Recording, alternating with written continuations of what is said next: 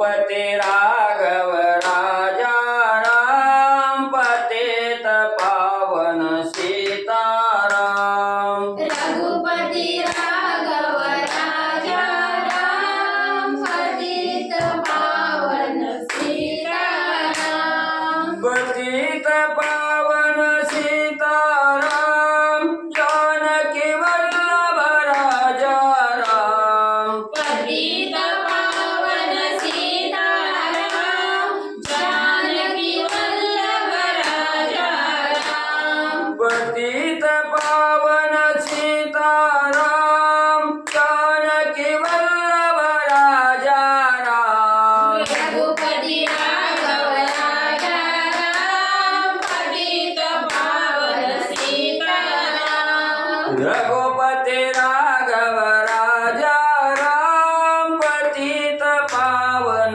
सीताराम। रघुपति राघव राजा राम पतित पावन सीताराम। रघुपति राघव राजा राम पतित पावन सीताराम। रघुपति राघव राजा राम पतित पावन सीताराम। पतित पावन सीताराम जानकी वल्लभ राजा राम। पतित पावन सीताराम जानकी वल्लभ राजा राम। पतित पावन सीताराम जानकी वल्लभ राजा राम। रघुपति राघव राजा राम पतित पावन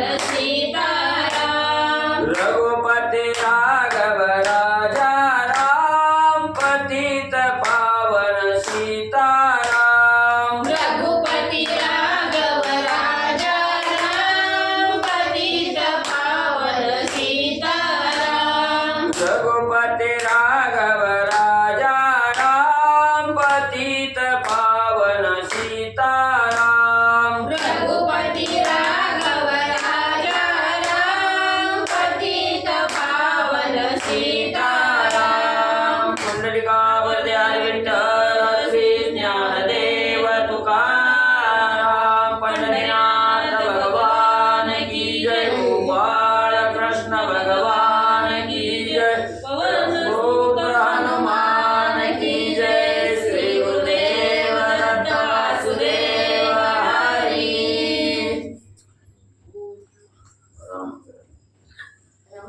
श्री गणेशाय नमः। श्री सरस्वती नमः। वक्रतुंड महाकाय सूर्यकोटि समप्रभा निर्विघ्नं कुरु मे देवं सर्वकार्येषु सर्वदा।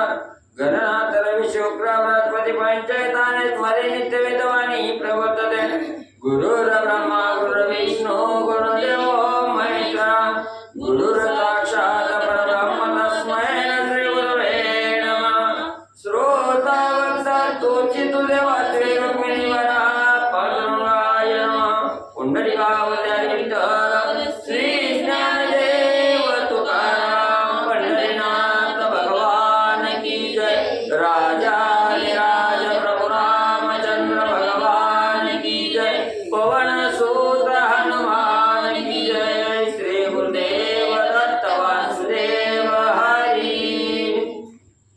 श्री गणेशाय नमः।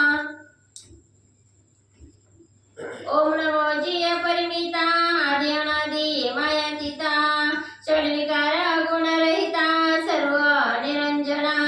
श्री गणेशाला वंदन करून प्रभू रामचंद्राचं स्मरण आणि सद्गुरू श्री शरण कथेचं अनुसंधान आहे। ग्रंथकर्ते असणारे मनोहर सोत असणारे त्या ठिकाणी आणि गोपीनाथ महाराज असणार त्या ठिकाणी म्हणजे भगवंताची आराधना त्या ठिकाणी करतायत, स्तुती त्या ठिकाणी करतायत। अपरिमित असणारा त्या ठिकाणी आणि आदि ईश्वर त्या ठिकाणी असणारा भगवंत आहे आणि ज्याच्या अंगी असणारा त्या ठिकाणी षड्विकार नाही असणारे गुण त्या असणारे गुणरहित असणारा त्या ठिकाणी आहे। निर्गुण निराकार असणारा त्या ठिकाणी भगवंत आहे, पण सगुण रूपात येऊन असणाऱ्या भक्तांना त्या ठिकाणी आणि म्हणजे असणारं दर्शन देणारा असा असणारा त्या ठिकाणी, ज्याचा असणारं लाघव ही अपरिमित आहे त्या ठिकाणी, त्याची असणारी तुलना त्या ठिकाणी होत नाही, मोजमाप त्या ठिकाणी होत नाही, अशा असणाऱ्या भगवंता साष्टांग नमस्कार म्हणजे असो. तू तव सकळ चालक हृदयस्था प्रमेय अद्वैत अवस्था चरणी तवा माझा माथा नाथ नाथा दीनबंधो. आणि भगवंता तुम्ही कशा आहे त्या ठिकाणी सकळ जनाच्या हृदयामध्ये आणि त्या ठिकाणी आत्मा म्हणून नांदत त्या ठिकाणी असताना, किंवा प्रत्येक हृदयाचा आत्माराम म्हणून त्या ठिकाणी म्हणजे वास्तव्य त्या ठिकाणी करणारे आणि अप्रमेय त्या ठिकाणी, ज्याचं मोजमाप करता येत नाही, एवढं असणारी अद्वैत स्थिती त्या ठिकाणी ज्याची अंगी आहे, त्या असणाऱ्या विष्णू भगवंताच्या चरणी माझा असणारा साष्टांग म्हणजे नमस्कार. अनाथांचा तो नाथ हे तो ब्रीद त्रिभुवनी विख्यात ऐसे असता घडे विपरीत हे ते मात अनुपम्य देवा. मग असणाऱ्या भगवंता साई शास्त्र 18 पुराण व वेद गर्जना करून त्या ठिकाणी सांगतो की भगवंत हा अनाथांचा नाथ आहे. त्या ठिकाणी ज्याला कोण नाही त्याला असणारा भगवंत त्या ठिकाणी आहे. ही असणारा तुमचं ब्रीद आणि असणारा त्रिभुवनात त्या ठिकाणी म्हणजे पावन त्या ठिकाणी करणारं ब्रीद त्या ठिकाणी आहे.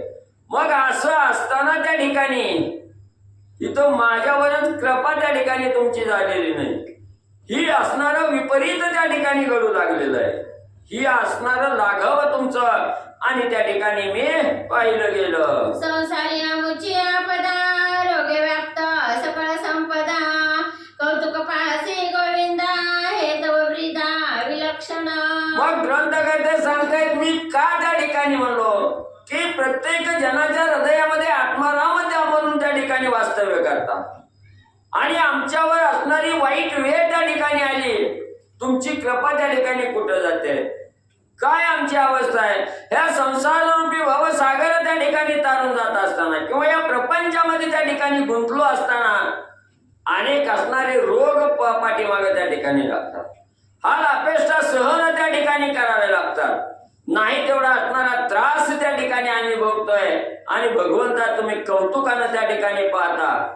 मग जर तुमचा असणारी कृपा आमच्या मस्तकावर त्या ठिकाणी झाली तर आमच्यावर रोगराई येणार नाही, आम्ही सदा सुखी त्या ठिकाणी राहू आणि सहज आहे ते राहून पहिल्या तीराला या भवरूपी सागरातून त्या ठिकाणी तारून जाऊ म्हणून म्हणजे त्या ठिकाणी बोललो. दुर्जन्या माते गांजावे निरापराधे छळावे येतो तू अवलोकावे उचित केशवान शोभे. मग आम्ही असणारा किती बी सज्जनपणाने त्या ठिकाणी वागायचं ठरवलं की दुर्जन म्हणजे हजरच आमच्या समोर त्या ठिकाणी राहतात आणि असणारी दुर्जन लोक त्या ठिकाणी येतात, आम्हाला असणारं गांजून सोडतात, त्रास त्या ठिकाणी देतात.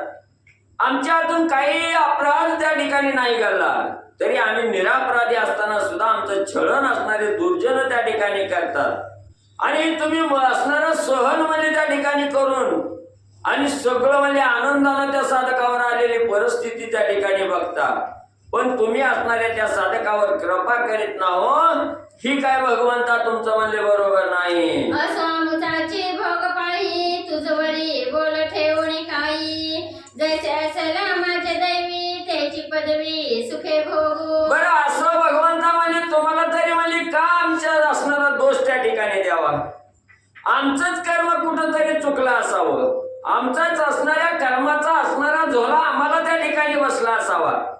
असू द्या म्हणजे तुमच्यावर सुद्धा म्हणजे आम्ही असणारा शब्द त्या ठिकाणी ठेवत नाही, आमचं कर्म म्हणून आम्ही त्या ठिकाणी म्हणजे नेतो आणि जसं काय आमच्या दैवात असेल तसं म्हणजे त्या ठिकाणी होईल. तुम्ही मात्र म्हणजे सुखान असणार त्या ठिकाणी आणि आपल्या पदवीचा उपभोग घ्या.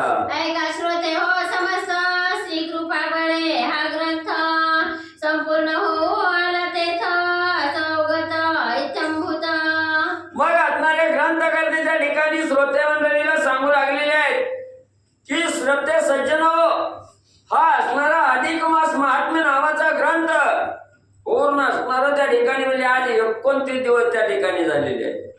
असणारा ग्रंथ हा असणारा म्हणजे त्या ठिकाणी संपूर्ण होऊ लागलेला आहे आणि या ग्रंथामध्ये सांगितलेली कथा ही तुम्ही असणारा त्या ठिकाणी म्हणजे श्रवण केलेली आहे. असणारे 29 अध्यायापैकी 28 अध्याय पूर्ण तुम्ही असणारे श्रवण त्या ठिकाणी केले मग ही कथा ज्या लोकांनी त्या ठिकाणी म्हणले ऐकली गेली, त्याचं असणारं मनन केलं, चिंतन त्या ठिकाणी केलं, ध्यास घेतला, ज्याला निधी ध्यास त्या ठिकाणी लागला गेला, अशा श्रोत्यासाठी या ग्रंथाची असणारी फलश्रुती काय आहे, त्या साधकाला असणारा कुठला अध्याय ऐकला, कुठलं असणारा हे कथा त्या ठिकाणी ऐकली आणि त्याचं फळ तुम्हाला काय त्या ठिकाणी मिळणार आहे याची असणारी फलश्रुती सांगतो.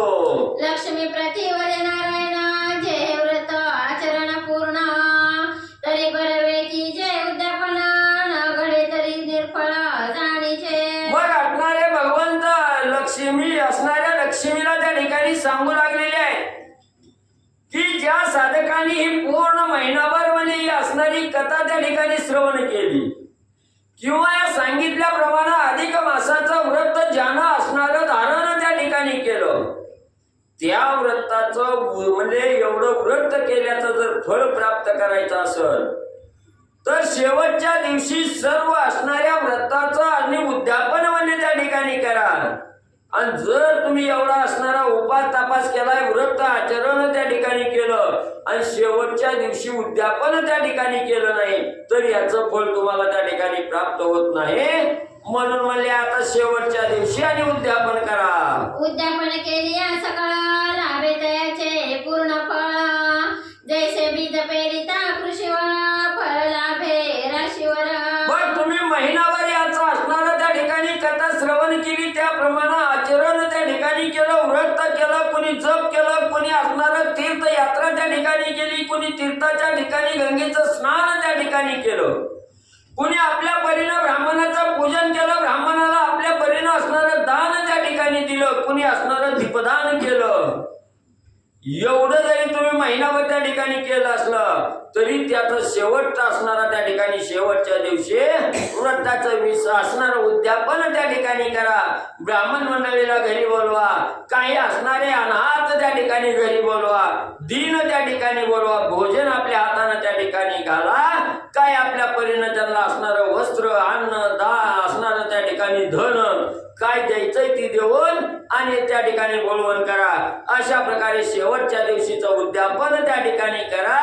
म्हणजे काय त्या ठिकाणी होईल, जसं असणारा शेतकरी म्हणजे त्या ठिकाणी शेतामध्ये असणारं बी त्या ठिकाणी पेरतो आणि त्या बियापासून पेरल्याबरोबर असणारं ते झाड त्याला असणारं म्हणजे फळ त्या ठिकाणी दिल्याशिवाय राहत नाही. मग त्यासाठी आपण हे उद्यापन त्या ठिकाणी करावं लागतं. उद्यापन केल्यानंतर ते जसं असणारं झाड त्याला फळ देतं तसं हे व्रत तुम्हाला त्या ठिकाणी आणि म्हणजे असणारी फळ प्राप्ती त्या ठिकाणी देईल. मग लक्ष्मी व देव जी स्वामी कैसे उद्यापना की जे आम्ही ते सकळ निवेदावे तुम्ही कैसा विधी ते समग्र. मग लक्ष्मी मातेने प्रतिप्रश्न त्या ठिकाणी केला, भगवंता ठीक आहे शेवटच्या दिवशी उद्यापन करा म्हणून सांगतात त्या ठिकाणी. मग हे उद्यापन म्हणजे नेमकं काय आहे त्या ठिकाणी, कशा प्रकारचं कार्य त्या ठिकाणी करायचं, उद्यापनाच्या दिवशी असणारं काय कार्य त्या ठिकाणी करावं लागतं त्याची सविस्तर माहिती आणि म्हणले मला सांगा. ऐकून लक्ष्मीचे वचन बोलत झाला जनार्दन म्हणे का हो एकाग्र म्हणा त्यादरे सुंदरी. मग लक्ष्मी मातेनं प्रश्न केला, भगवंतानी ऐकला गेला आणि भगवंत सांगू लागले, हे सुंदरी हे लक्ष्मी सविस्तर म्हणजे तुला कथानक त्या ठिकाणी सांगतो, उद्यापन कसं त्या ठिकाणी करायचं याची माहिती त्या ठिकाणी सांगतो, एकाग्र चित्तानं आहे. तू वाचे जे आम्हा प्रश्निले ते सर्वही निवेदिले परमोपकारणीये भले बोल चांगले तुझे. हे लक्ष्मी माता तू आजपर्यंत जे काही प्रश्न पूर्ण महिनाभर 28 अध्यायापर्यंत तू जे काही प्रश्न मला त्या ठिकाणी विचारले त्या प्रश्नाचं सखोल आणि सविस्तर वर्णन करून तुला असणारं त्या ठिकाणी म्हणजे सांगितलं गेलं आणि तूही मनोभावे त्या ठिकाणी हे ऐकलं गेलं आणि तू हे मला विचारलेले प्रश्न जग उपकारासाठी त्या ठिकाणी ठरले गेले, जगाच्या कल्याणासाठी, जगाला पावन करण्यासाठी हे तुझे असणारे बोल त्या ठिकाणी होते. त्याच्यामुळे एवढा असणाऱ्या जनावर उपकार त्या ठिकाणी तुझ्यामुळं म्हणजे त्या ठिकाणी झाले. म्हणून म्हणजे तुझे बोल हे चांगले त्या ठिकाणी आहेत, जनाचे उपकारक असणारे बोल त्या ठिकाणी आहेत. म्हणून म्हणजे सांगतो आहे संपूर्ण मासवरी हे व्रत अथवा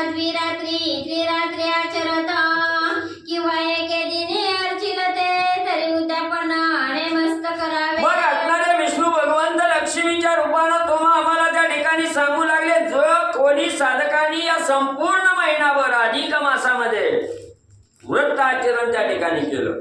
मग कोणी आपापल्या असणाऱ्या परिस्थितीनुसार कोणी असणाऱ्या 1 दिवसाचं व्रत त्या ठिकाणी केलं, किंवा कोणी असणाऱ्या 2 रात्रीचं व्रत केलं, कोणी 3 रात्रीचं त्या ठिकाणी व्रत केलं. मग असं जे व्रत ज्या साधकांनी केलं त्याचं उद्यापन शेवटच्या दिवशी कसं करावं याची माहिती म्हणजे ऐका. आता उद्यापन ते कैसकीचे तेही सांगतो ऐकीचे.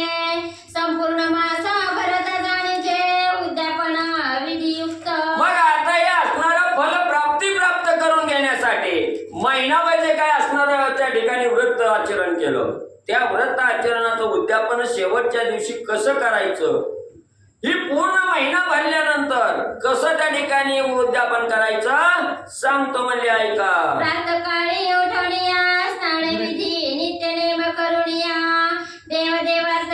देवतार्चन सारुणिया उपहरी हे क्रिया आचरीचे. मग म्हणजे असणारा त्या ठिकाणी ज्या शेवटचा दिवस आहे त्या ठिकाणी सकाळच्या प्रहरी लवकर म्हणजे त्या ठिकाणी उठावं. घरामध्ये असणारी त्या ठिकाणी घराच्या समोर म्हणजे असणारा झाडून पुसून त्या ठिकाणी घ्यावं. सडा रांगोळी त्या ठिकाणी करावी. आपला असणारा दररोजचा नित्यक्रम आहे सकाळच्या प्रहरीचा. स्नान संध्या असणारी त्या ठिकाणी करावी. नित्य नेम त्या ठिकाणी करावा. सकाळच्या प्रहरी आपल्या घरातील सर्व देवतांचं असणारं त्या ठिकाणी म्हणजे पूजन करावं आणि नंतर या असणाऱ्या कार्याला उद्यापनाला सुरुवात करावी. आणुनिया गंधणी स्तंभ मंडप उपविजे सुप्रभा. गुडिया तोरणे उपविनोदा आणि नाना विधी वाद्य पै. मग असणाऱ्या त्या ठिकाणी म्हणजे असणारं उद्यापन करत असताना सकाळच्या प्रहरी दारामध्ये सडा रांगोळी त्या ठिकाणी करायची. संध्या स्नान त्या ठिकाणी करायचं. देवताचं पूजा अर्चा त्या ठिकाणी घरातील करायची. आणि समोर असणारा सुंदरपैकी असणारा त्या ठिकाणी म्हणजे मंडप टाकावा, किंवा असणाऱ्या त्या ठिकाणी म्हणजे घरामध्ये असणारी गुढ्या उभा करा. घराला आकर्षक असणारं त्या ठिकाणी रंगरंगोटी करा. असणारी तोरणं त्या ठिकाणी म्हणजे बांधा. आणि असणाऱ्या कर्दळीची जे असणारे स्तंभ आहेत ते स्तंभ घरामध्ये आणि म्हणले आणा. स्थापनिया सर्वतभद्रा रंगमाळा चित्र विचित्र. घालून की जे यंत्र विचित्र अति सुंदर मध्यभागी. मग असणाऱ्या त्या ठिकाणी म्हणजे चौरंगावर चौरंगाला चारी बाजूनी असणाऱ्या त्या ठिकाणी कर्दळीचं स्तंभ म्हणजे त्या ठिकाणी बांधावे.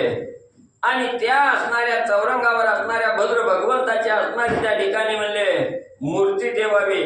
तिथं असणाऱ्या रंगमाळा फुलाच्या माळा म्हणजे सुंदर त्या ठिकाणी घालाव्या. आणि तिथं जे काय असणाऱ्या भगवंताच्या असणाऱ्या म्हणजे देवाच्या मूर्ती समोर जे काही यंत्र त्या ठिकाणी ठेवलेलं आहे ते यंत्र आणि मध्यभागी म्हणजे बरोबर आणि ठेवावं. तयावरी कलश स्थापनी सुवर्ण प्रतिमा करुणी. पुरुषोत्तम देवता म्हणून स्थापिजे ते स्थानी आदरे. आणि त्या असणाऱ्या चौरंगावर म्हणजे मध्यभागी असणारं यंत्र ठेवायचं. त्याच्यावर असणाऱ्या कलशाची असणारी स्थापना त्या ठिकाणी करायची. आणि त्या कलशासमोर म्हणजे असणाऱ्या एक पुरुषोत्तमाची भगवंताची मूर्ती म्हणून असणाऱ्या सुवर्ण मूर्ती त्या ठिकाणी म्हणजे प्रतिमा तयार करायची. ती प्रतिमा आणून त्या चौरंगावर आणि देवता म्हणून त्या ठिकाणी अतिशय आदरयुक्त अंतकरणानं ते भाव मनाच्या ठिकाणी ठसवून त्या मूर्तीची स्थापना म्हणजे करावी. मग यथा सांगा षडशोपचारी पूजा कीजे अति आदरी. गंधाक्षदा पुष्प सुवासित वरी परिमळ धूसरी अर्पावे. मग ती सोन्याची प्रतिमा त्या ठिकाणी ठेवलेली आहे. तिची असणारी 16 प्रकारे असणारी पूजा त्या ठिकाणी करायची. असणारी फुलं व्हायची. असणारी अगरबत्ती दिवा त्या ठिकाणी असणारं हळदी कुंकू फुलं त्या ठिकाणी व्हायची. 16 प्रकारे असणारी पूजा अतिशय श्रद्धायुक्त अंतकरणानं त्या ठिकाणी करायची. त्याच्यावर असणारं हळद कुंकू त्या ठिकाणी व्हायचं. सुवासिक असणारी त्या ठिकाणी फुलं त्या ठिकाणी टाकायची. आणि परिमळ असणारी दुसरी म्हणजे अगरबत्ती आणि त्या ठिकाणी म्हणजे अर्पावी. नाना नैवेद्य पक्वान्न तांबूल दक्षिणा निरंजन वस्त्र अलंकार अर्पण मंगळारती पैकी जय. मग तिथं असणाऱ्या नाना प्रकारचं जे काय आपण पक्वान्न त्या ठिकाणी केलेलं आहे ते पक्वान्न नैवेद्य म्हणून त्या ठिकाणी दाखवावं. शेवटी असणारा पानाचा विडा त्या ठिकाणी ठेवावा. काही आपल्या परिस्थितीनुसार दक्षिणा आहे तो दक्षिणा त्या ठिकाणी ठेवावा. आणि असणारी निरंजन आरती त्या ठिकाणी असणारी निरंजन लावावे आणि मनोभावे असणारं त्या ठिकाणी त्या मूर्तीला अलंकार वस्त्र अलंकार त्या ठिकाणी आणि म्हणले परिधान करावे. मग पाचारोनी ब्राह्मणा सहदाम्पत्य असावे जाणा तया पूजा करून वस्त्रालंकार अर्पावे. मग त्या असणाऱ्या मूर्तीला म्हणले वस्त्र अलंकार त्या ठिकाणी अर्पण करायची, तिची असणारी मंगल आरती म्हणले त्या ठिकाणी म्हणायची आणि आरती झाल्यानंतर असणाऱ्या ब्राह्मण मंडळीला त्या ठिकाणी बोलवून घ्यायचं. पण ब्राह्मण कसे असणारे पती पत्नी त्या ठिकाणी असावे, सहदाम्पत्य त्या ठिकाणी बोलवावे, त्यांची मनोभावे आदरयुक्त अंतःकरणाने असणारी पूजा त्या ठिकाणी करावी आणि त्यांनाही वस्त्रदान म्हणजे करावं. ऐसे दाम्पत्य त्रयत्रिणी दशका अक्षरे असावी तेही देखा तया तेव्हा नादी जे प्रत्येक नाना प्रकारेची जाणपा. मग ही दाम्पत्य किती त्या ठिकाणी आणायची तर अशी असणारी 33 ब्राह्मणाची दाम्पत्य म्हणजे त्या ठिकाणी बोलवायची. ते मोजायला गेलं तर असणारे 33 अक्षर म्हणजे तिथं उमटली पाहिजे, 33 असणारे ब्राह्मण मंडळी त्या ठिकाणी म्हणजे आली पाहिजे आणि जे काही शास्त्रयुक्त म्हणजे त्या ठिकाणी सांगितलेलं आहे तसं असणारं दान त्या असणाऱ्या 33 सहदाम्पत्य ब्राह्मण आलेले आहेत त्यांना असणारं त्या ठिकाणी दान करायचं आणि ते दान त्या ठिकाणी मनोभावे कुठलाही करा, वेगवेगळ्या प्रकारचं दान त्या ठिकाणी 33 जणाला केलं तरीही त्या ठिकाणी आणि म्हणजे चालतं. तोही प्रकार सांगत ऐक अंशपात्र सुफले प्रत्येक वस्त्रे तोरे फणी करंडक असावी देखा गरसोळी. मग तुम्ही म्हणताल नेमकं ब्राह्मणाला काय त्या ठिकाणी दान द्यायचं, मग ती म्हणताय तुमच्या परिस्थितीनुसार तुम्हाला जी काय द्यायचंय ती त्या ठिकाणी द्या, पण तरी मी म्हणले जी श्रेष्ठ दान आहे त्या ठिकाणी ती मी म्हणले तुम्हाला त्या ठिकाणी सांगतो. मग त्याच्यामध्ये असणारं म्हणले आपले असणारं सुपली त्या ठिकाणी द्या, दुसरं असणारं कुठल्याही प्रकारचं वस्त्र त्या ठिकाणी द्या किंवा असणारं म्हणजे त्या ठिकाणी पेट्याच्या ठिकाणी मुकुटाच्या ठिकाणी जसा तोरा आपण त्या ठिकाणी लावतो तो तोरा त्या ठिकाणी दान द्या, केस विंचरण्याची असणारी फणी त्या ठिकाणी दान द्या किंवा असणारा हळदी कुंकाचा करंडक आहे हाही म्हणजे त्या ठिकाणी दिला तर चालतो. ऐसे वाया विस्तरुणी दाम्पत्य पूजावी वस्त्रालंकार करुणी सुवासिक पुष्पा माळिका देऊनी अर्पावी दानी वायने. मग हे जे काय असणाऱ्या श्रद्धायुक्त अंतःकरणानं काय दान त्या ठिकाणी द्यायचं ह्याची माहिती त्या ठिकाणी सांगितली. असं असणारं दान म्हणजे त्या ठिकाणी जो असणारा साधक आहे, उद्यापन करणारा साधक आहे त्यांना मनोभावे त्या ठिकाणी श्रद्धायुक्त अंतःकरणानं त्या ठिकाणी या ब्राह्मणाचं पूजन त्या ठिकाणी करावं, ह्या सांगितलेल्या वस्तू सहित वस्त्र अलंकार त्या ठिकाणी आणि त्या ब्राह्मणाला दान द्यावे, सुवासिक फुलाची असणारी पुष्पमाला त्या ठिकाणी तयार करावी त्यांच्या गळ्यामध्ये आणि म्हणले अर्पण करावे. मग यथा सांगा ब्राह्मण संतर्पण दाम्पत्य सहित करावे जाण षड्रसांना निर्गुण द्यावे भोजन ब्राह्मणाते. मग यथा सांग श्रद्धायुक्त अंतःकरणानं त्या ब्राह्मणाला असणारं त्या ठिकाणी म्हणजे पूजन करावं ब्राह्मणाचं, यथा सांग असणारं दान त्या ठिकाणी झालं. सर्व असणारी संत मंडळी त्या ठिकाणी बोलवावे, बोलवत असताना प्रत्येकाला आपापल्या असणाऱ्या पत्नीसह त्या ठिकाणी भोजनासाठी बोलवावं आणि त्यांना यथेच्छ भोजन म्हणजे त्या ठिकाणी घालावं. संतुष्ट झाली या ब्राह्मण मी संतुष्टे नारायण ते तव माझे मुख जाण म्हणून आधी पूजावे. आणि जो कोण असणारा साधक आहे उद्यापन करणारा त्याने असणाऱ्या या 33 ब्राह्मणाला मनसोक्त भोजन त्या ठिकाणी दिलं आणि ते भोजन दान प्राप्त झाल्यानंतर जो असणारा ब्राह्मण त्या ठिकाणी संतुष्ट होतोय तो ब्राह्मण संतुष्ट म्हणजेच मी असणारा भगवंत आहे त्या ठिकाणी, त्या ब्राह्मणाचं मुख आहे ते म्हणजेच असणारं मी आहे त्या ठिकाणी, माझंच मुख आहे त्या ठिकाणी. म्हणून तुम्ही ब्राह्मणाला श्रद्धायुक्त अंतःकरणानं संतुष्ट त्या ठिकाणी केलं की मी संतुष्ट त्या ठिकाणी होतो आणि तुम्हाला फळ म्हणले देतो. वस्तू मात्र जितुकी विप्रात्रे अर्पाल तितुकी देतो पावे मजनिकी जाणले तिघे शुभानने. म्हणून तुम्ही ज्या असणाऱ्या ब्राह्मणाला श्रद्धायुक्त अंतःकरणानं दान त्या ठिकाणी देणार आहे तो ब्राह्मण म्हणजेच मीच आहे त्या ठिकाणी. म्हणून तुम्ही जेवढ्या काही वस्तू असणाऱ्या ब्राह्मणाला त्या ठिकाणी दान देणार आहे ते मला त्या ठिकाणी प्राप्त होणार आहे. मग मला त्या वस्तू त्या ठिकाणी पावणार आहेत आणि त्या वस्तू मला त्या ठिकाणी पावल्या मी असणारा अपसुख संतुष्ट त्या ठिकाणी होणार आहे. आणि संतुष्ट झाल्यावर असणारा साधक काय द्यायचंय ते देण्यासाठी मागं पुढे त्या ठिकाणी बघत नाही. समोरच्यानं आपल्याला आनंद दिला त्या आनंदाच्या बदल्यात दुप्पट असणारा भगवंत त्या ठिकाणी आपल्याला देतोय. म्हणून भगवंत सांगतात ब्राह्मणाच्या रूपानं माझी पूजा तुम्हाला त्या ठिकाणी घडते मी म्हणजे संतुष्ट होतो. भोजन झाली यावरी बरवे अलंकार भुसुरी देऊन दक्षिणा परिवारी आशीर्वचना ते गिरीशे. मग येत्यांचे भोजन असणाऱ्या ब्राह्मण मंडळीला त्या ठिकाणी घातलं की परत असणारे अलंकार त्यांच्या असणाऱ्या गळ्यामध्ये त्या ठिकाणी प्रदान करा आणि ते अलंकार सहपरिवार त्या ठिकाणी घाला. त्यांना आपल्या आपल्या ऐपतीनुसार असणारा दक्षिणा त्या ठिकाणी द्या आणि त्यांचे आशीर्वाद म्हणले घ्या. आता ज्यांनी जो धरिला नेम त्याचा ऐके अनुक्रम प्रातस्नाने करीतीशे सप्रेम तेने गंगा पूजन करावे. आता कोणी कसं व्रत त्या ठिकाणी महिनाभर केलं जसा नेम त्या ठिकाणी पाळला त्यांनी कोणता नियम पाळला आणि ते नियम पाळणाऱ्यानं काय त्या ठिकाणी उद्यापना दिवशी करायचं याचं असणारे कार्य भगवंत त्या ठिकाणी सांगू लागलेले. ज्यांना असणारं म्हणजे दररोज सकाळच्या पारी असणारं स्नान करायचा नियम धरलाय म्हणजे पवित्र पाण्यामध्ये तीर्थाच्या असणाऱ्या पाण्यामध्ये ज्याला असणाऱ्या साधकानं पूर्ण महिनाभर स्नान करण्याचा नियम धरला गेला त्या साधकानं असणाऱ्या या उद्यापनाच्या दिवशी गंगेचं पूजन म्हणजे मनोभावे करावं. पायनदान अर्पावे गंगेसी धेनुदान दिशे ब्राह्मणासी सालंकार सवसेसी दोन पात्रेसी अर्पावे.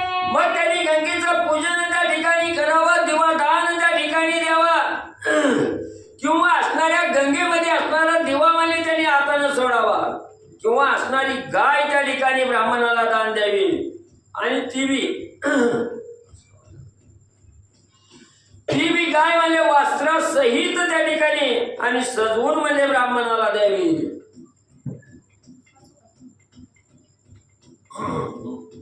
जय प्रतिदिनी आरती कुंभदान तयाचे धातू कुंभ आणून तयाची पूजा करून द्यावे दान ब्राह्मणाचे.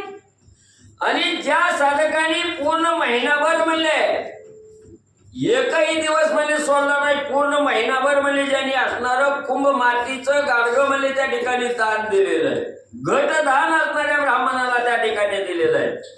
त्यांनी शेवटच्या उद्यापनाच्या दिवशी एखाद्या धातूचा असणारा कुंभ त्या ठिकाणी बनवायचा म्हणजे आपली असणारी कलश असू द्या तांब्या असू द्या किंवा काय धातूचा आहे पितळचा असू द्या स्टीलचा असू द्या किंवा असणारा सोन्याचा त्या ठिकाणी करा. मग हा असणारा कुंभ त्या ठिकाणी तयार करायचं ब्राह्मणाचं मनोभावे पूजन करायचं तो धातूचा कुंभ ब्राह्मणाला दान द्या. जे प्रत्यही करीती नक्त भोजन तया ते दिजे कोळे दान तया ते मुक्ती मी देत पूर्ण अक्षय भुवन प्राप्त होई. आणि ज्या साधकांनी म्हणजे हे अधिक मास आहे तो पर्यंत पूर्ण महिनाभर म्हणजे नक्त भोजन त्या ठिकाणी केलंय फक्त असणारं बोलायचं काही नाही आणि दिवसातून एक वेळेस असणारं भोजन त्या ठिकाणी केलं असा ज्या साधकांना असणारा नियम त्या ठिकाणी केला त्या साधकांनी शेवटच्या दिवशी उद्यापनाच्या दिवशी त्या ठिकाणी हे असणारं पवळं म्हणले ब्राह्मणाला दान त्या ठिकाणी द्यायचं ब्राह्मणाचं असणारं पूजन मनोभावे पूजन करायचं आणि त्या ब्राह्मणाला दाम्पत्यासह पवळं त्या ठिकाणी दान करा म्हणजे त्या साधकाला मी आणि मुक्ती त्या ठिकाणी देतो मोक्षाला त्या ठिकाणी पाठवतो आणि काय परत म्हणजे त्या ठिकाणी माघारी लावित नाही अक्षयी त्या ठिकाणी जोपर्यंत चंद्र सूर्य आहे तोपर्यंत त्याला स्वर्गाच्या ठिकाणी आणि म्हणजे स्थान देतो. आता जे मौन करीती भोजनाते तया ते मोकी कधी जे दानाते वरी 1 घंटा देवालयी मांडून ते करिता पुण्य गम्य. परत म्हणजे असणारं ज्या साधकांनी म्हणजे पूर्ण महिनाभर असणारं म्हणजे त्या ठिकाणी मौन केलेलं आहे मौन व्रत त्या ठिकाणी अर्पण केलं आणि असणारं मौन धरून भोजन त्या ठिकाणी केलं त्या साधकानं असणारं म्हणजे मोती म्हणजे त्या ठिकाणी ब्राह्मणाला दान द्यायचे आणि वरी एक असणारी म्हणजे त्या देवळामध्ये एक असणारी घंटा त्या ठिकाणी देवळात जाऊन त्या ठिकाणी बांधायची. असं केल्यानं त्याचं अगणित पुण्य म्हणजे त्या ठिकाणी प्राप्त होतं. प्रत्ययी अर्पिता दीपदाना ते रौप्य पात्री सुवर्णवती ते अजेची प्रतिपाद्य यथानी कुते पूजोनी विप्राते अर्पिजे. मग म्हणजे असणाऱ्या त्या ठिकाणी देवालयात जाऊन असणारी घंटी त्या ठिकाणी बांधायची आणि त्याच वेळेस असणारा दिवा म्हणजे असणाऱ्या ब्राह्मणाला त्या ठिकाणी दान द्यायचा आणि तो दिवा असणारा त्या ठिकाणी रुपयाच्या असणारं जे रूप आहे त्या रौप्याच्या असणाऱ्या पात्रात त्या ठिकाणी घालायचं आणि त्या दिव्यात सोन्याची वात त्या ठिकाणी टाकायची आणि असा असणारा दिवा त्या ठिकाणी म्हणजे सकाळच्या प्रहरी असणाऱ्या ब्राह्मणाचं पूजन करायचं आणि त्या ब्राह्मणाला दान म्हणजे द्यायचा. अथवा विस्तीर्ण समयी धातूची असावी बरवी सघ्रतेसी पाजोळणी पूजावी मग अर्पावी ब्राह्मणाते. मग आता तुम्हाला वाटेल असणाऱ्या त्या ठिकाणी दिवा आणायचा त्याच्या सोन्याची वर त्या ठिकाणी घालायची आणि ब्राह्मणाला द्यायची. आपली एवढी परिस्थिती त्या ठिकाणी नाही. तर म्हणजे एक असणारी जरा मोठी साईज मध्ये असणारी एक समई त्या ठिकाणी घ्या. ती समई कुठल्याही धातूची असू द्या, लोखंडी असू द्या, पितळी असू द्या, स्टील असू द्या, कुठल्याही धातूची त्या ठिकाणी समई असू द्या. त्या समईमध्ये असणारं तूप त्या ठिकाणी सोडा आणि त्या तुपात असणाऱ्या कापसाची वात त्या ठिकाणी लावा. ती वात पाजळा आणि तो असणारा दिवा ती समई ब्राह्मणाला दान म्हणजे द्या. आता मासवरी पुराण श्रवण करिता संपूर्ण अथवा पंचत्रय दिन घडे श्रवण शेवटी. आता असणाऱ्या ग्रंथकर्ते त्या ठिकाणी सांगू लागले आता ही बाकीचं व्रत कोणी त्या ठिकाणी केलं नाही पण न चुकता पोथीला त्या ठिकाणी आलेलं आहे. त्यांनी मनोभावे असणारी ही कथा त्या ठिकाणी ऐकलेली आहे किंवा कोणी वाचलेली आहे किंवा कोणी सांगितलेली त्या ठिकाणी ही कथा आहे. मग असणाऱ्या कोणाला काही काम नसल्यामुळे ते महिनाभर इथं आली. पण ज्याला काम आहे कोण 2 दिवस आले आपल्या आपल्या सवडीनुसार कोणाला 3 दिवस असणारी कथा त्या ठिकाणी ऐकायला मिळाली, सांगायला मिळाली किंवा वाचायला मिळाली किंवा कोण असणारा महिन्यातून 5 दिवस हाजरी या कथेला त्या ठिकाणी लावली गेली. पण त्यांच्याकडून एक का होईना असणारा दिवस त्या ठिकाणी या कथेचं श्रवण आणि त्या ठिकाणी म्हणजे घडलं गेलं. जरी संपूर्ण मासवरी जाण जयादे घडले नाही श्रवण तयाने शेवटी अद्वैकता पूर्ण लाभे संपूर्ण फळ तयादे. मग असे साधक आहे त्या ठिकाणी आपल्या कामामुळे पूर्ण महिनाभर ज्या साधकाला त्या ठिकाणी जमलं नाही, काही असणारे अध्याय त्या ठिकाणी आपल्या गैरहजेरीत त्या ठिकाणी गेले. मग अशा असणाऱ्या साधकांनी म्हणजे त्या ठिकाणी काय करावं? उद्याचा मात्र अध्याय म्हणजे त्या ठिकाणी सोडायचा नाही. उद्याचा पूर्ण अध्याय म्हणजे त्या ठिकाणी सावध रीतीनं एकाग्र चित्त असणाऱ्या कथेवर त्या ठिकाणी देऊन असणारा म्हणजे श्रवण करा. मग वाचकाची पूजा बरवी यथानी गोती करावी वस्त्रांकारे अर्पावी दक्षिणा द्यावी यथोचित. मग ज्या साधकाचा मध्ये आधी गेलेला अध्याय त्या साधकाने असणारा उद्याचा शेवटचा अध्याय त्या ठिकाणी ऐका. सगळ्या 30च्या 30 अध्यायाचं फळ त्या ठिकाणी तुम्हाला प्राप्त होणार आहे. मग असणारा त्या ठिकाणी म्हणजे शेवटचा अध्याय त्या ठिकाणी ऐकल्यानंतर ज्या साधकानं या असणाऱ्या कथेचं वाचन केलेलं आहे आणि तुम्ही त्या ठिकाणी ऐकलेलं आहे, ज्या साधकानं असणारा त्या ठिकाणी सांगण्याचं काम त्या ठिकाणी केलं आणि तुम्ही ऐकण्याचं काम त्या ठिकाणी केलं, त्या असणाऱ्या वाचकाची मनोभावे असणारी पूजा म्हणजे त्या ठिकाणी करा. यथानिगुती आपल्या असणाऱ्या शक्तीनुसार जसं करायची तशी मनोभावे असणारी पूजा त्या ठिकाणी करा.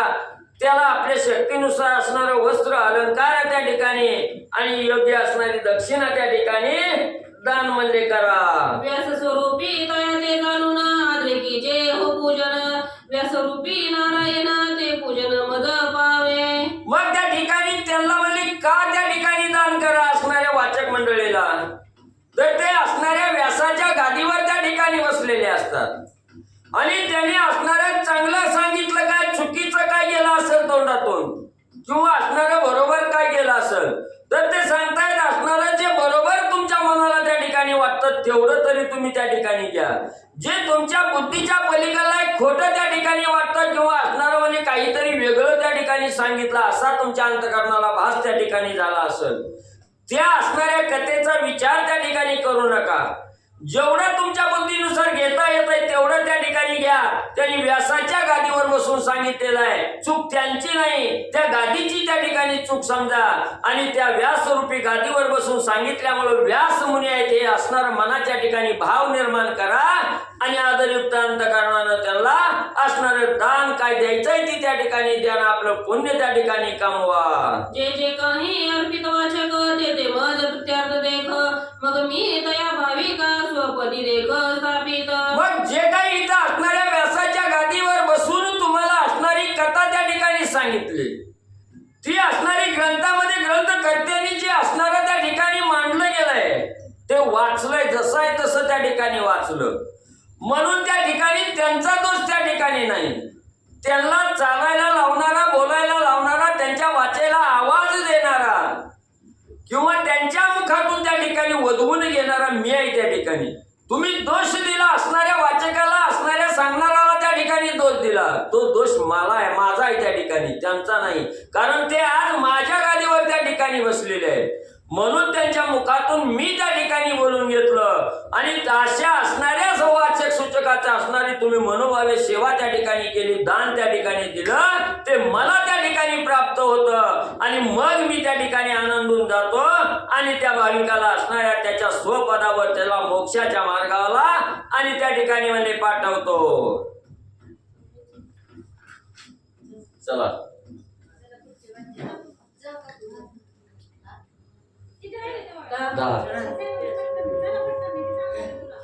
कोण आहे ते ताई?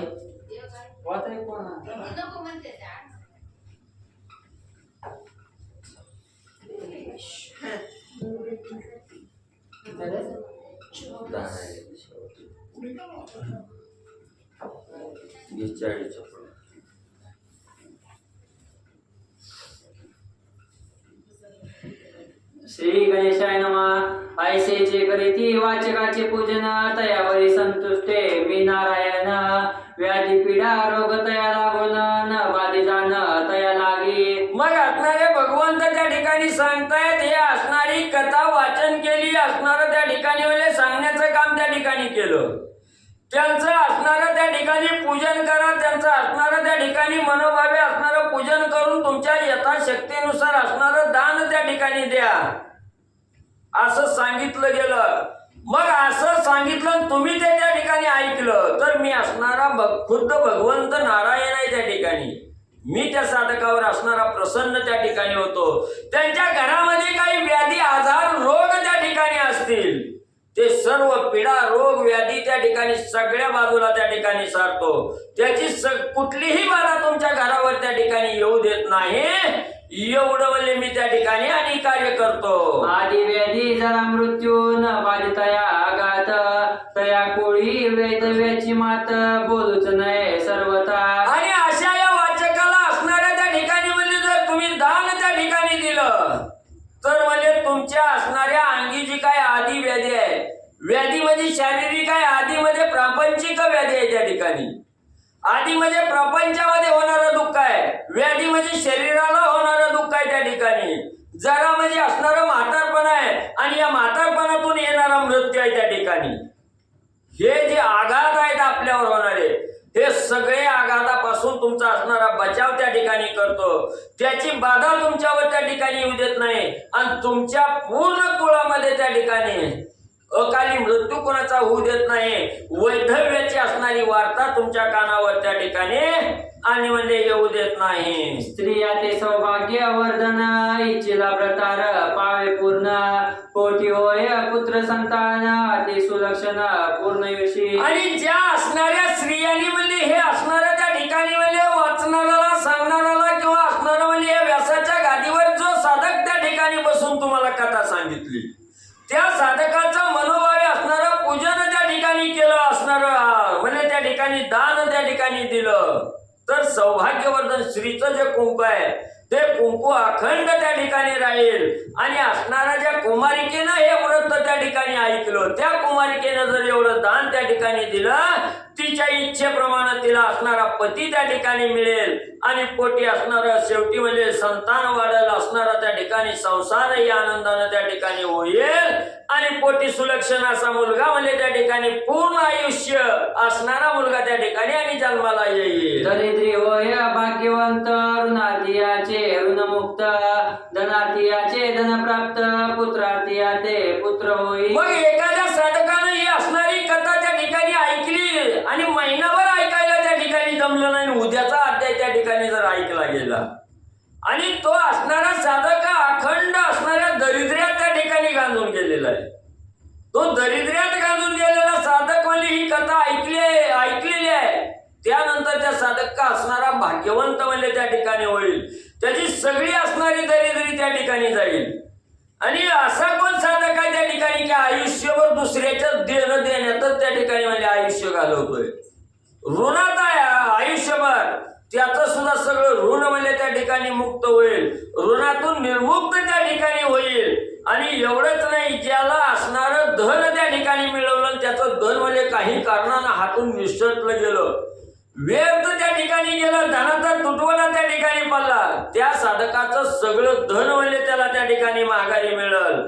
आणि असणारं घरामध्ये जर पुत्र संतती त्या ठिकाणी नसल, त्या साधकाला पुत्र प्राप्ती म्हणजे होईल. देव संपूर्ण व्रताचरता, तया ते पूर्ण करिता मनोरथा, इच्छिले फल दे समर्था, स्वय अनंत मितया ते. मग एवढं या अधिक मास महिनाभर म्हणजे या असणाऱ्या व्रतावर म्हणजे ज्यानं अधिष्ठान त्या ठिकाणी केलं, मग त्यांनी असणारं मनोभाव आहे श्रद्धायुक्त अंतकरणानं त्या ठिकाणी एवढं व्रत आचरण त्या ठिकाणी केलं, त्या साधकाचे पूर्ण मनोरथ म्हणजे त्या ठिकाणी मी आणि पूर्ण त्या ठिकाणी करतो.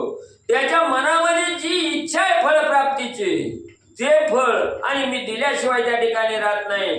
ही दुसऱ्याचं कोणाचं वचन त्या ठिकाणी नाही, मी स्वतः असणारा त्या ठिकाणी अनंत असणारा त्या ठिकाणी विष्णू भगवंत आहे. आणि हा विष्णू भगवंत तुम्हाला साक्ष त्या ठिकाणी देतो, वचन त्या ठिकाणी देतो.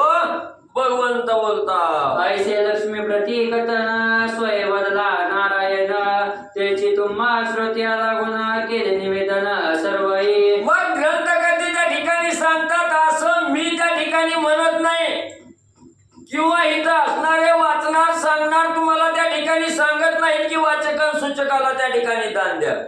ही आम्ही आमच्या मनानं त्या ठिकाणी सांगत नाही, तर असणाऱ्या विष्णू भगवंतांनी लक्ष्मी मातेला सांगितलेलं आहे. आणि लक्ष्मी मातेला सांगत असताना त्या ठिकाणी आपल्याला ऐकायला मिळालेलं आहे.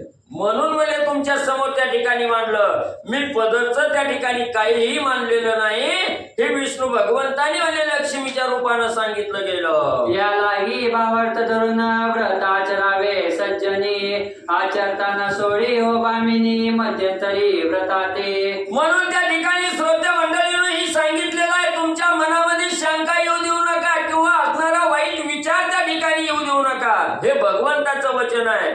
म्हणून या असणाऱ्या भगवंताच्या वचनावर भाव त्या ठिकाणी धरा. सांगितलेलं व्रत त्या ठिकाणी तुम्ही सज्जन आहात आणि सज्जनाप्रमाणे त्या ठिकाणी या व्रताचं आचरण त्या ठिकाणी करा. आणि हे व्रत त्या ठिकाणी आचरताना मध्यंतरी ज्याला असणारं त्या ठिकाणी सोडलं नाही, त्या साधकाला असणारे हे फळ त्या ठिकाणी निश्चित म्हणजे त्या ठिकाणी देईल. आणि असणारं त्या ठिकाणी त्या असणारं फळ देत असताना भगवंत कशाचीही कमतरता त्या ठिकाणी दाखवणार नाही, सर्व इच्छा म्हणजे पूर्ण करेल. व्रत संपूर्ण न होता मध्येच न सोडीचे तत्वता, ही नायुषी क्षीणता होय प्राप्त जाणीचे. मग म्हणजे त्या ठिकाणी हे व्रत आचरण करत असताना हे व्रत मधीच म्हणजे त्या ठिकाणी सोडून द्यायचं नाही. तुम्ही जो नेम केलेला आहे तो नेम असणारा शेवटाला त्या ठिकाणी न्या, मध्ये त्या ठिकाणी सोडू नका. मध्ये जर असणारं हे व्रत त्या ठिकाणी सोडलं गेलं तर त्या ठिकाणी तुमचं आयुष्य मर्यादा कमी झाल्याशिवाय त्या ठिकाणी राहणार नाही. आयुष्य मर्यादा त्या ठिकाणी क्षीण होते आहे. कमी होते आहे. म्हणून म्हणजे हे असणारं जे व्रत आहे हे व्रत मध्यंतरी आणि त्या ठिकाणी म्हणजे बंद करू नका, शेवटापर्यंत करा. व्रत संपूर्ण 1 मास अथवा आचरावे 5 दिवस अथवा आचरता 3 दिवस अथवा 1 दिवस 1 पै. मग हे असणारं व्रत म्हणजे अधिक मासाचं व्रत आचरण करत असताना पूर्ण 1 महिन्याचं व्रत त्या ठिकाणी करा. बरं काही अडचण त्या ठिकाणी तुम्हाला आली तर कमीत कमी असणारं 5 दिवसाचं व्रत त्या ठिकाणी करा. 5 दिवसाचं बी त्या ठिकाणी जमलं नाही 3 दिवसाचं व्रत करा. आणि जास्तीत जास्त काहीच दिवस त्या ठिकाणी जमलं नाही, शेवटचा 1 तरी दिवस त्या ठिकाणी आणि हे व्रताचं आचरण म्हणजे करा. परिसंपूर्ण लाभे फळसिद्धी आणि केली पाहिजे यथाविधी. उद्यापने नानाविधी करिता सिद्धी लाभेल. म्हणून तुम्ही महिनाभर त्या ठिकाणी झालं नाही, शेवटच्या 1 दिवसानं काय व्हायचंय म्हणून विचार करून त्या ठिकाणी सोडून द्या चाल बसाल तर म्हणजे त्या ठिकाणी शेवटचा 1 दिवस जरी तुम्हाला त्या ठिकाणी मिळाला तरी पूर्ण महिन्याचं फळ म्हणजे तुम्हाला त्या ठिकाणी लाभ करून देणार आहे. ते पूर्ण फळ तुम्हाला त्या ठिकाणी मिळणार आहे. मग अजून काय म्हणजे दुसरं तुम्हाला पाहिजे? महिनाभर नाही जमलं 5 दिवस करा, 3 दिवस करा, अगर 1 दिवस शेवटचा म्हणजे त्या ठिकाणी करा. तुम्हाला फळ दिल्याशिवाय त्या ठिकाणी राहत नाही. आणि मनोभावे असणारं पण 1 दिवस जरी तुम्ही व्रत आचरण केलं तरी त्याचं निश्चित असणारं उद्यापन मात्र म्हणजे शेवटचं करावंच लागतं. आणि हे उद्यापन केल्यानंतर तुम्हाला सर्व सिद्धी आणि त्या ठिकाणी म्हणजे प्राप्त होईल. ते संसारी न भोगती आपदा प्राप्त होय सकळ संपदा. स्त्रिया ते वैधव्याची बाधा जगटे ना कालत्रयी. मग ज्या साधकांनी या ठिकाणी कुणी महिनाभर केलं, कुणी 5 दिवस, कुणी 3 दिवस, कुणी 1 दिवस म्हणजे त्या ठिकाणी व्रत केलं, हे व्रत करणारे साधक आहेत. हे साधक म्हणजे या संसार रूपी भवसागरातून तारून जात असताना त्या ठिकाणी सहज रीती म्हणजे आईल तीरावून पैल तीराला त्या ठिकाणी पोहोचतील. कसलंच असणारं दुःख कष्ट त्या ठिकाणी म्हणजे भोगावं लागणार नाही. आणि सगळी संपत्ती म्हणजे त्या साधकाला त्या ठिकाणी प्राप्त होईल. स्त्रियाला म्हणजे वैधव्य कवाच म्हणजे त्या ठिकाणी येणार नाही. नव त्या वैधव्याचा वारा सुद्धा म्हणजे त्या स्त्रीला कालत्रयी त्या ठिकाणी म्हणजे बाधा करणार नाही. इति श्रीमद महात्मा ग्रंथ पद्मपुराणाचे संमत मनोहर सुत विचरित 29 अध्याय. शुभम भवतो कुंडलिका विठ्ठल.